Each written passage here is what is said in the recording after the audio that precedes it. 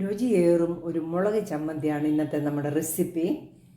ഈ ചമ്മന്തി ചോറിനും കഞ്ഞിക്കും ദോശയ്ക്കും ഒക്കെ നല്ലതാണ്.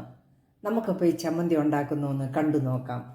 ചമ്മന്തിക്ക് ആദ്യം ഇൻഗ്രീഡിയൻസ് ചിലതൊക്കെ ഒന്ന് വറുത്തെടുക്കണം. അതിനായിട്ട് ഞാനൊരു പാൻ അടുപ്പത്ത് വെച്ചിട്ടുണ്ട്. ഇതിലേക്ക് നമുക്ക് ഒരു 1.5 ടേബിൾ സ്പൂൺ വെളിച്ചെണ്ണ ഒഴിച്ചു കൊടുക്കാം. എണ്ണ ചൂടായിട്ടുണ്ട്. ഇനി നമുക്ക് ഫ്ലെയിം നല്ലതുപോലെ കുറച്ച് വെക്കണം. ഇതിലേക്ക് ഒരു 20 വറ്റൽ മുളക് ഇട്ട് കൊടുക്കാം. ചെറുതീയിൽ ഇതൊന്ന് നമുക്ക് വറുത്തെടുക്കാം.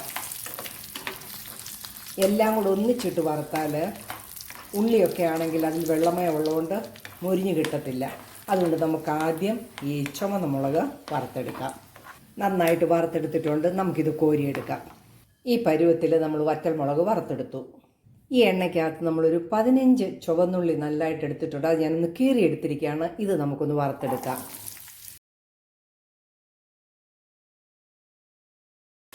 ഈ ചുവന്നുള്ളിയുടെ കൂടെ ഒരു ചെറിയ കഷ്ണം ഇഞ്ചിയും കൂടി ഇട്ട് കൊടുക്കാം. രണ്ടിലും വെള്ളമയം ഉള്ളതുകൊണ്ട് പതുക്കെ ഒന്ന് വറുത്ത് കിട്ടിയാൽ മതി. ഉള്ളി മൂത്ത് വരുന്നുണ്ട്. ഇതിലേക്ക് ഒരു തണ്ട് കറിവേപ്പില ഇട്ട് കൊടുക്കാം. നമ്മളൊരു നാരങ്ങയുടെ 1/4 വലിപ്പമുള്ള വാളംപുളി എടുത്തിട്ടുണ്ട്. ഇതും ചെറുതായിട്ട് പീസുകളാക്കി എണ്ണയിലോട്ട് ഇട്ട് കൊടുക്കാം. അങ്ങനെ വറുത്തെടുക്കുന്ന പുളിക്കൊരു പ്രത്യേക രുചിയുണ്ടായിരിക്കും. ഇളക്കിക്കൊണ്ടിരിക്കണം.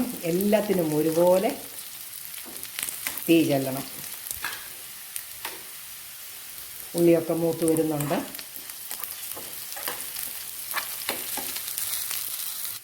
ഇപ്പോൾ ഈ ഉള്ളിയും കറിവേപ്പിലയും ഇഞ്ചിയും പുളിയെല്ലാം നന്നായിട്ടൊന്ന് എണ്ണയ്ക്കകത്ത് മൂത്ത് വന്നിട്ടുണ്ട്. നമുക്ക് ഫ്ലെയിം ഓഫ് ചെയ്ത് കൊടുക്കാം. നമുക്കിതൊന്ന് തണുക്കാനായിട്ട് വെക്കാം. നമുക്ക് ഈ വറുത്തെടുത്ത മുളകും ഉള്ളിയും എല്ലാം ഈ മിക്സിയുടെ ചെറിയ ജാറിൽ ചമ്മന്തിക്ക് അരയ്ക്കാനായിട്ട് എടുക്കാം. മിക്സിയുടെ ജാറിലേക്ക് എല്ലാം ഇട്ടിട്ടുണ്ട്. ഇതിലേക്ക് ആ വറുത്തെടുത്ത ബാക്കി എണ്ണയും കൂടെ ഒഴിച്ചു കൊടുക്കാം. നല്ല ടേസ്റ്റ് ആയിരിക്കും അങ്ങനെ അരച്ചെടുക്കുന്ന ചമ്മന്തിക്ക്. നമുക്കിതൊന്ന് അരയ്ക്കാം. നമ്മൾ ശരിക്കും അരച്ചെടുത്തില്ല. ഈ രീതിയിലൊന്ന് അരച്ചിട്ട് ഇതിലേക്ക് 2 ടേബിൾ സ്പൂൺ തേങ്ങയും കൂടെ ചേർക്കാം. കൂടെ തന്നെ ആവശ്യത്തിനുള്ള ഉപ്പും കൂടെ ഇടാം.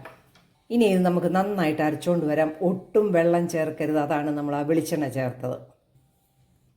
നല്ലപോലെ ഒന്ന് ഇളക്കി കൊടുക്കാം.